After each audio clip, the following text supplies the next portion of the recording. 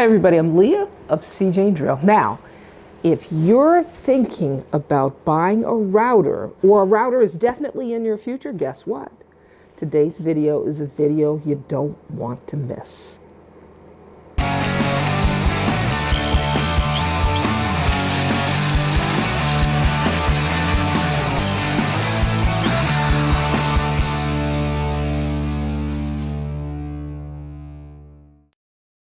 Now recently I went out and I purchased a new router because I'm making upgrades to my shop. We're going to be doing in 2017 a lot more wood projects. So I figured, hey, I need to make some upgrades to some of my tools. It was an excuse for me to go out and buy more stuff.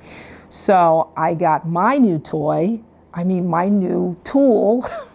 It's a Porter cable. And what I did was I bought it from Rockler. I caught a really great sale. Now what I'll do is I'll place a link in the description below so you can check it out for yourself. So let's get this baby unboxed, right? Now as I unbox, I'm going to point out a few features that you may want to consider when you're looking for a router. Now, one of the things that I like about it is it comes with a carrying case. Okay, so here's our router. It's a mid-size router, which is perfect for my needs, and it's 2¼ horsepower. It's also got 12 amps, so it means it's got some giddy up here. Now, what I will say is it's got some weight to it. It's got some real weight to it, but I can feel that it is very well made. I like the size of the handles. The material is kind of soft, so it makes for a comfortable grip. This is our instruction manual. Let me set that aside. A wrench came with it, and our collets. So they've included 2 collets. That's what these are here. This one looks like it's a 1/4 inch, and this is a 1/2 inch collet. And the reason why this is good is because it allows you to use a variety of router bits. If you just had the 1/4 inch, it would really be limiting. Okay, let's move the carrying case out of the way, because what we're going to do is we're going to talk about some of the features on the router and some features you might want to consider when you purchase a router. Then what I'll do is I'll install the collet here at the bottom. We'll put in a router bit, and we'll see this baby in action. Let's start at the top here. This red dial is variable speed. And that's what you want to look for because it allows you to dial up or dial down the rotation of the bit. Now, why is that important?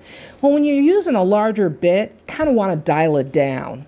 Another interesting feature about this router is it's got the dual on and off switch. There's one on top and that there's one on the bottom. But what's interesting is the one on the top, you turn that on. If by chance you're working with your router and you turn it over, it automatically disengages the motor. So when it comes to power, there are a couple things you want to look for.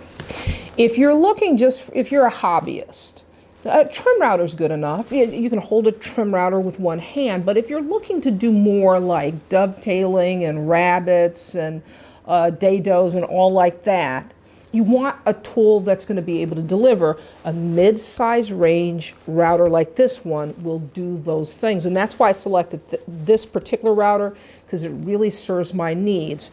It's got 2¼ horsepower, which is more than enough. The other thing this thing has is it's got something called electronic feedback circuitry. And so what that means is it monitors the load placed on the motor and it adjusts the torque as you're doing heavy duty work. Okay, so you don't have to worry about stalling your router or laboring your router. So now let's flip it over and look at the work side of the tool. Now, it goes without saying, but I'm going to say it anyway.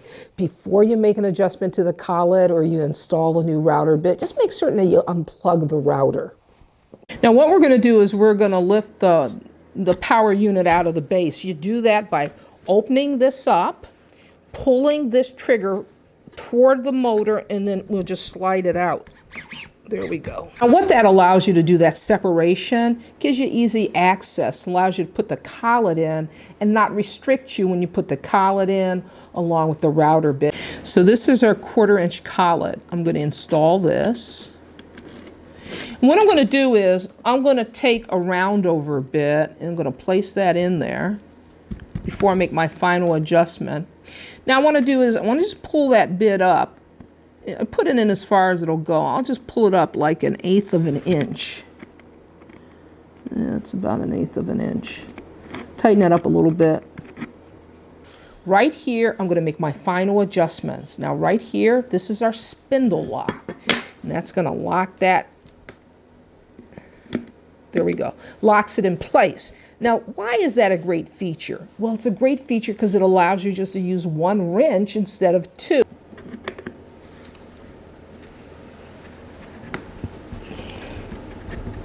Okay, that's nice. Now what we have to do is we have to reattach the base here to the power unit. And what I'll do is I'll also set my router bit depth while I'm at it. Now this knob here, it controls the depth of the router bit, if you want to raise it or lower it. Okay, I've got a piece of scrap wood here, and I'm going to soften this hard edge with a round over bit.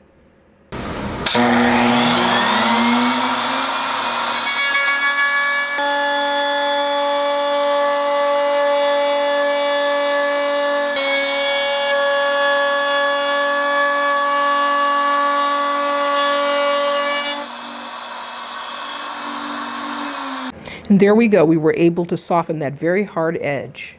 So now that I've operated the router, I can tell you the things that I really like about it. Number one, I like the slow start. It takes a while for it to get up to speed. It's not a sudden jolt like my old router. I also like the fact that the motor isn't exactly quiet, but you know what? It's much more quiet than the old router. And I like that as well. The features that we talked about, the double start button and the safety feature that allows it to just disengage the moment you flip it over, like that. So to wrap it all up, this is what I want to say to you. You'll want to get a router that feels comfortable in your hand, has enough horsepower to do the kinds of projects you want to do. The features that I think are important, again, is the variable speed. You want to have that.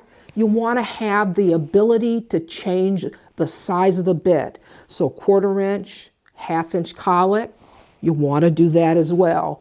The soft start, it isn't that important, but I got to tell you, I liked it.